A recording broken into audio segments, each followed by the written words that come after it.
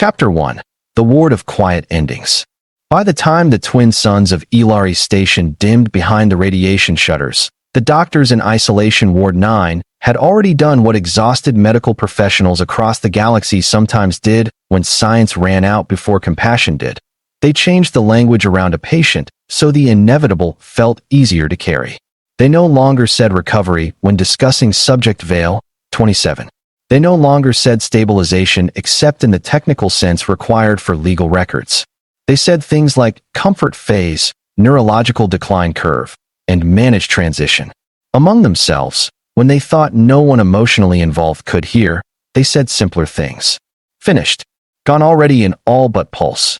A body still negotiating with chemistry after hope had signed the discharge papers. The patient at the center of those phrases was an alien girl named Sira, though most of the staff used her chart code because names make failure feel personal. She was 17 by the reckoning of her people, the Lethari, a species known for silver-veined skin, luminous iris rings, and nervous systems so intricately bioelectric that even advanced medicine treated them with a kind of respectful fear. 3 weeks earlier, Sira had been brought up from the wreckage of a survey shuttle that had fallen through a plasma storm over the dead moon Ferrith.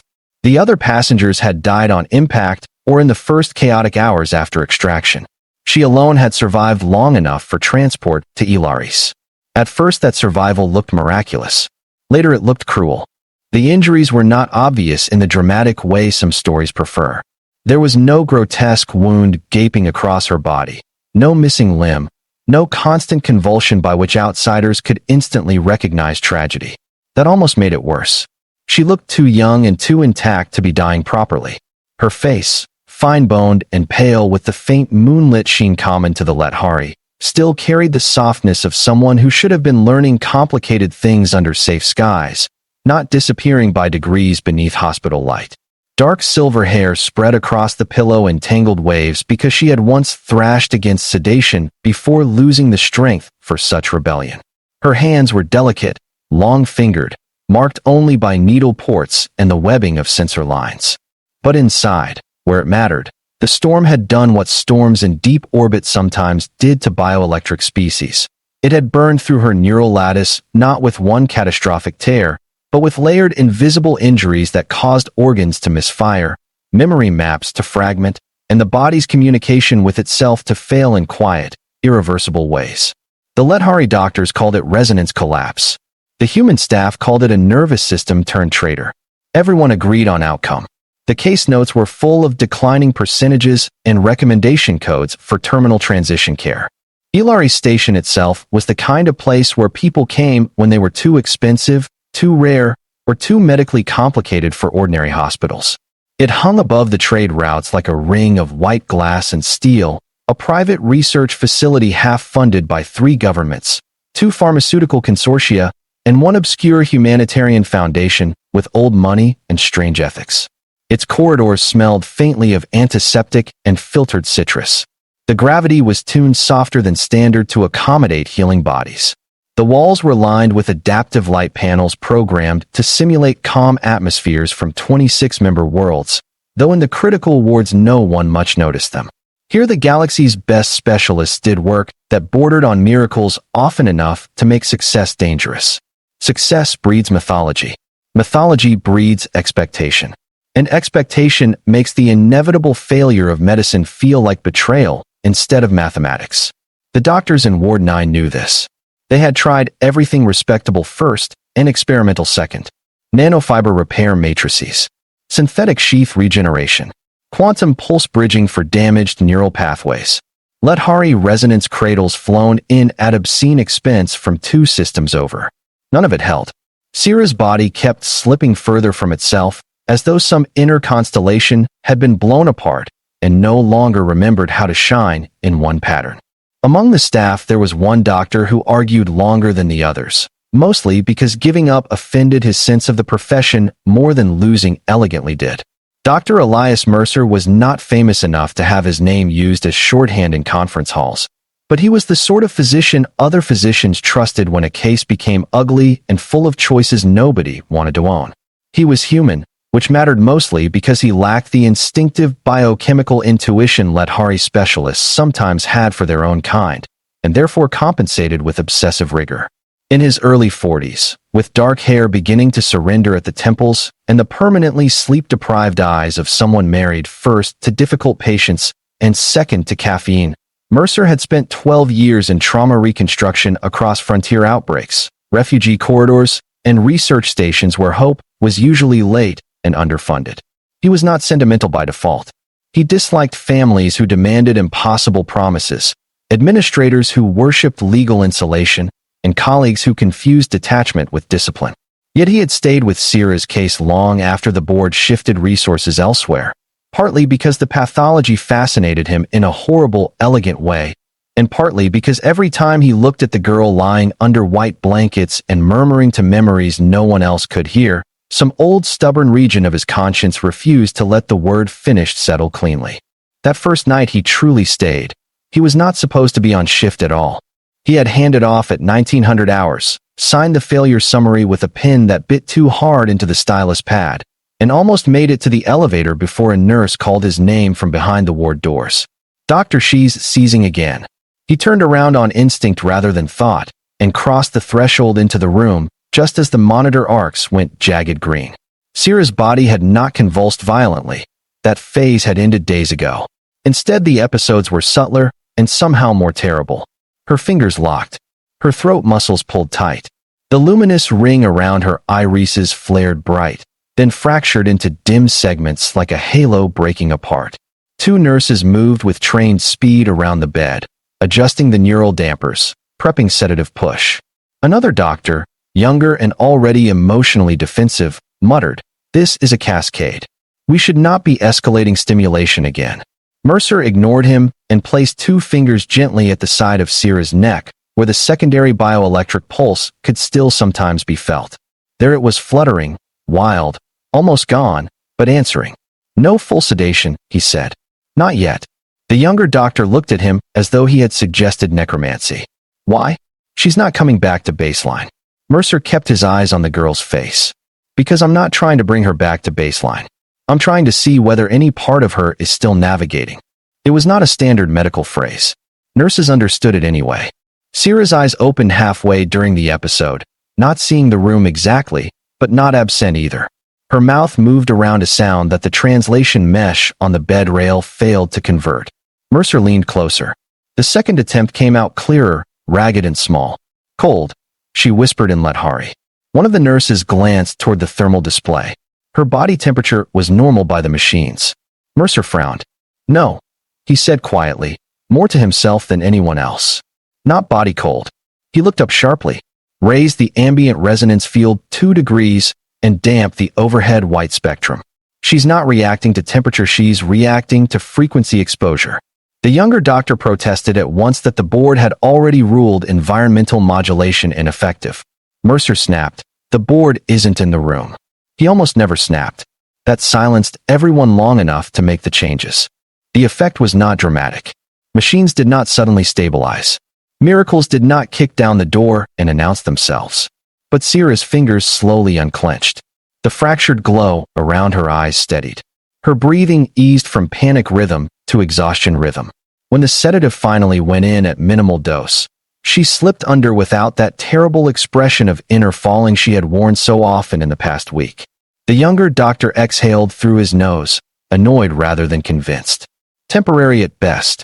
Mercer straightened and looked at the monitor, then at the girl, then at the chart where 7 previous staff members had already written the formal equivalence of "there is nothing left to do." "Maybe," he said, "but temporary isn't the same thing as meaningless." That sentence did not change the ward. Not immediately. The diagnosis remained fatal. The board remained coldly practical.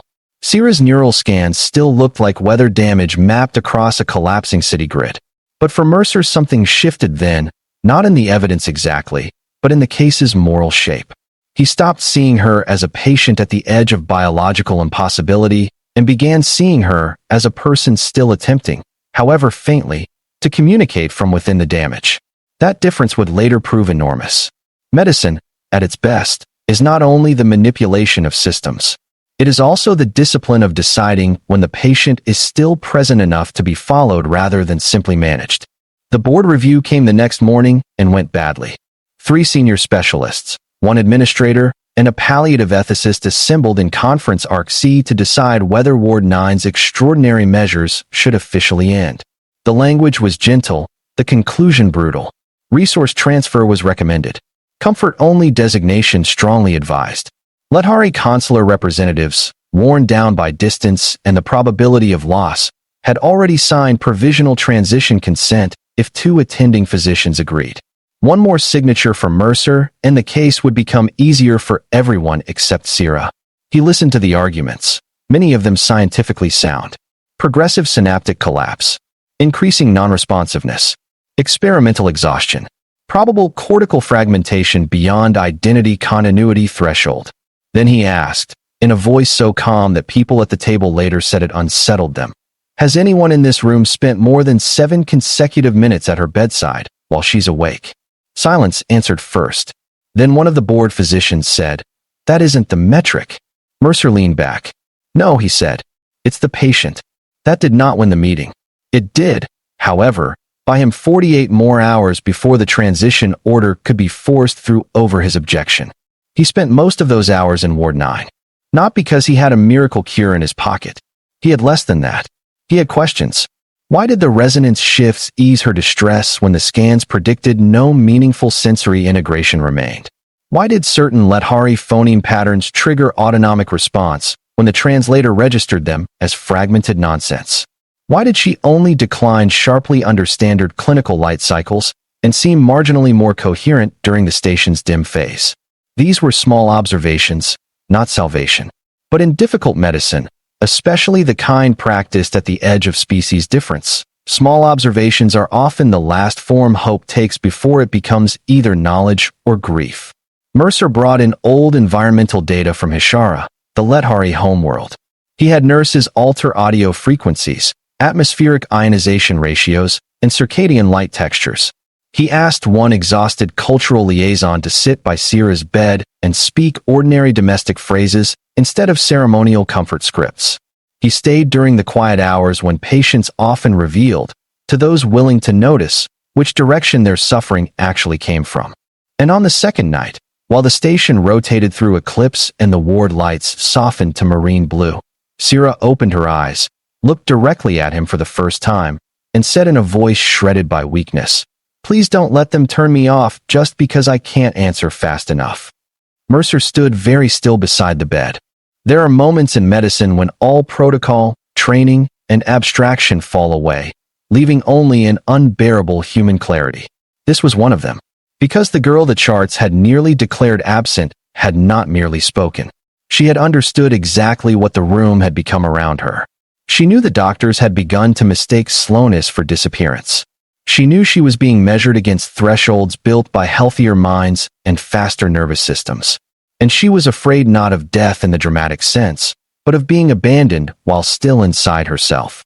"No," Mercer said, before any caution could make him phrase it professionally. "I'm not going anywhere." That was the moment the case stopped being about whether an alien girl was finished. It became about whether one human doctor could prove the galaxy wrong before time ran out. Chapter 2. The Signal Beneath the Damage. By morning, the ward staff had divided into 2 quiet factions. One believed Dr. Elias Mercer had crossed the delicate line between admirable persistence and dangerous denial, and that his late-night breakthroughs with Sierra were the emotional equivalent of seeing shapes in cloud patterns because one could not bear the weather forecast. The other group, smaller and less certain but impossible to dismiss now, had seen enough at the bedside to realize something truly unsettling. The patient whom the machines kept describing as nearly unreachable was still, in intermittent and fragile ways, unmistakably present. Present did not mean safe. It did not mean curable. It did not even mean the doctors had interpreted the injury correctly. It meant only that a girl most of the hospital had begun writing into the passive tense could still look at a physician and beg not to be medically abandoned while consciousness moved at a speed alien to the systems judging her. Once that happened, the moral geometry of the case changed. Even the nurses who thought Mercer was chasing an impossible edge found themselves speaking more carefully around the room. One does not discuss terminal protocol lightly after the non-responsive patient has asked you not to erase her by administrative convenience. Mercer slept 90 minutes in a call room and returned with red eyes, new scans, and a theory everyone hated because it was plausible enough to disrupt closure. The problem, he argued to anyone forced into his orbit that morning, was not merely that Sierra's neural lattice was failing. It was that the station had been trying to communicate with her injury using assumptions built around human and human-adjacent cognitive pacing. The Lettari nervous system, already different in structure, processed bioelectric trauma in recursive time patterns far slower than standard acute care models assumed.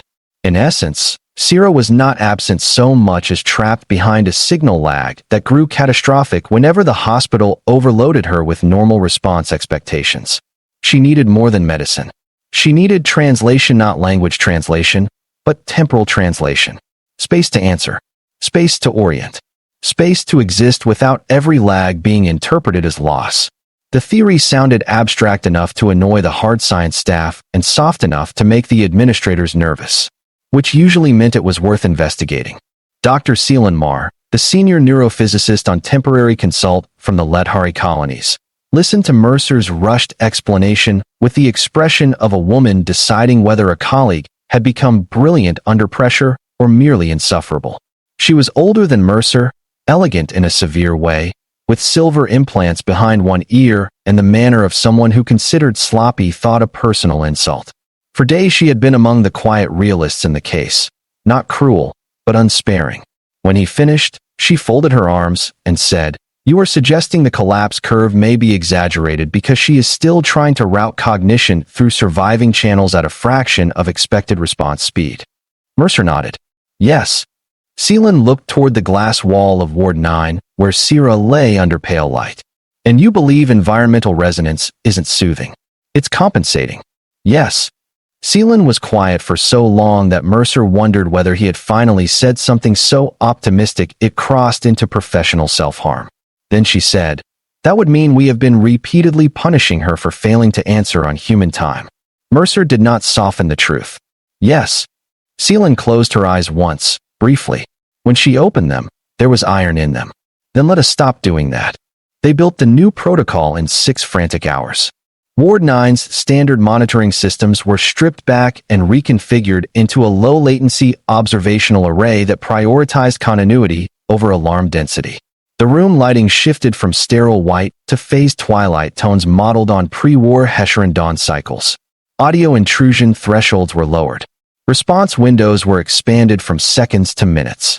Lettari harmonic field emitters, previously dismissed as palliative decoration after failing to produce dramatic metrics, were recalibrated to act not as treatment, but as scaffolding for damaged signal coherence.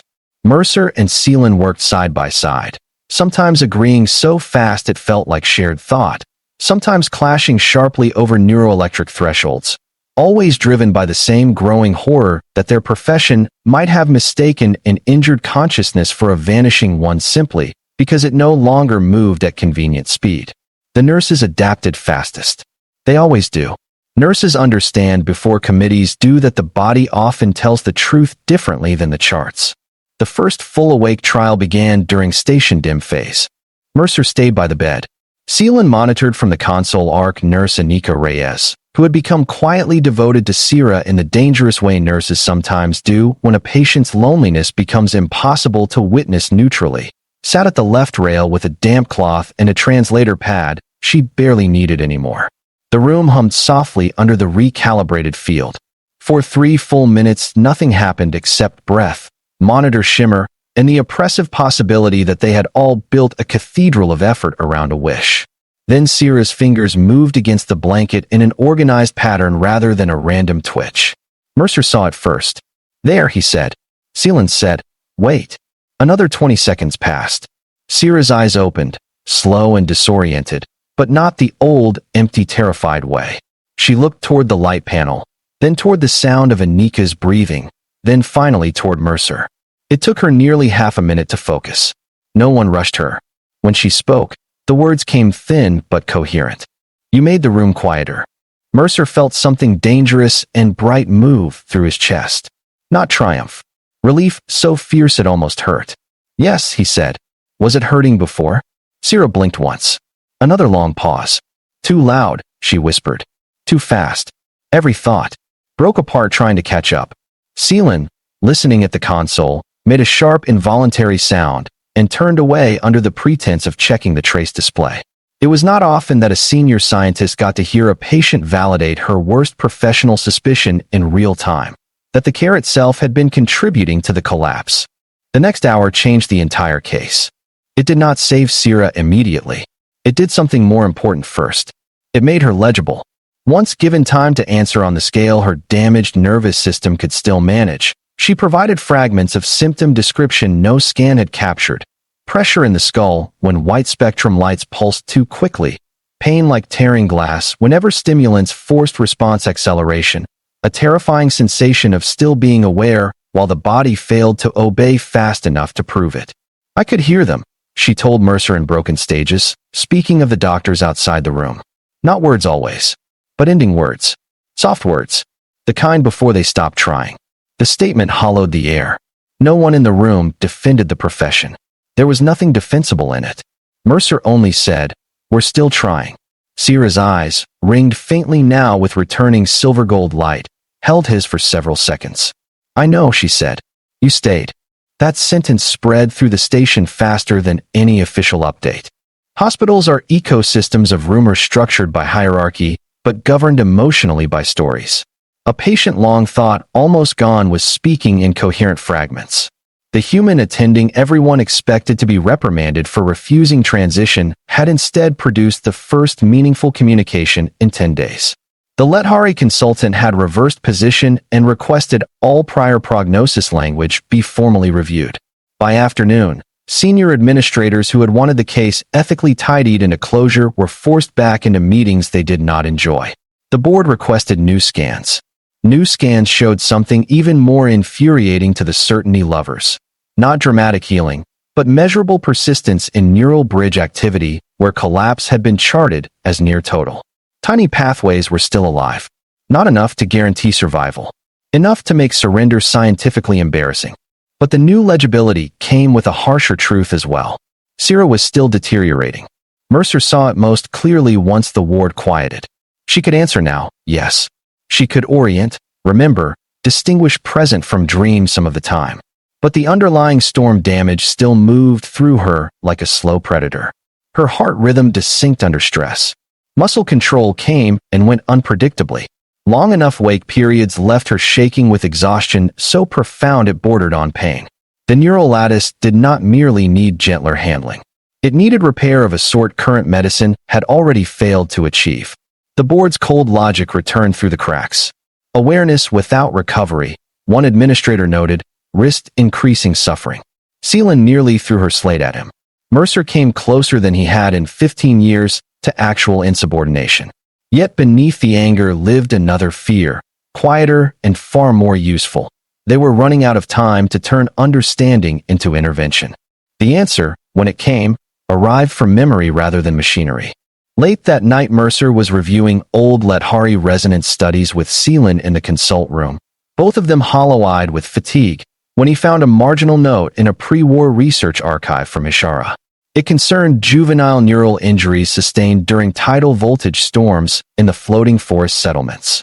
Most such cases were mild and healed naturally, but in severe resonance fractures there had once existed an experimental communal treatment based not on forceful reconstruction, but on guided entrainment using a healthy matched nervous system to lend timing cues long enough for an injured lattice to relearn stable rhythm.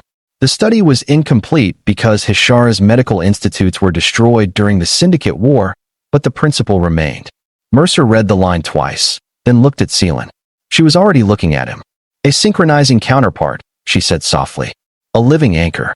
Mercer nodded.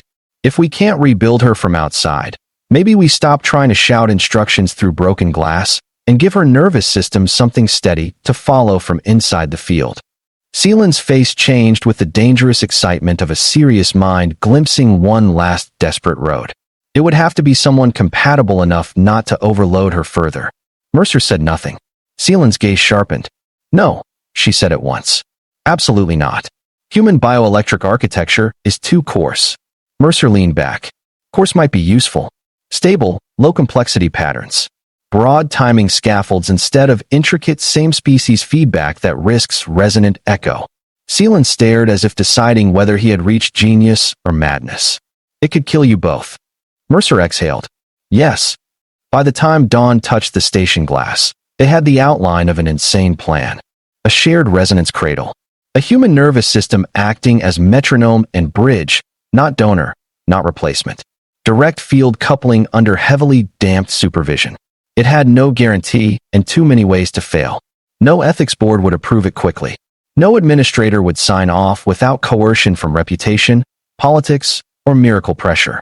Which left only one path Mercer knew well from ugly years in underfunded triage zones. Do the right thing fast enough that paperwork has to catch up instead of stop you. When he told Sierra the outline, explaining slowly and honestly because anything else would have been unforgivable, she listened with eyes half closed from exhaustion and fear. You would go in with me? She asked finally. Mercer, standing beside the bed while the harmonic lights painted pale ocean tones across the room, nodded once. Yes.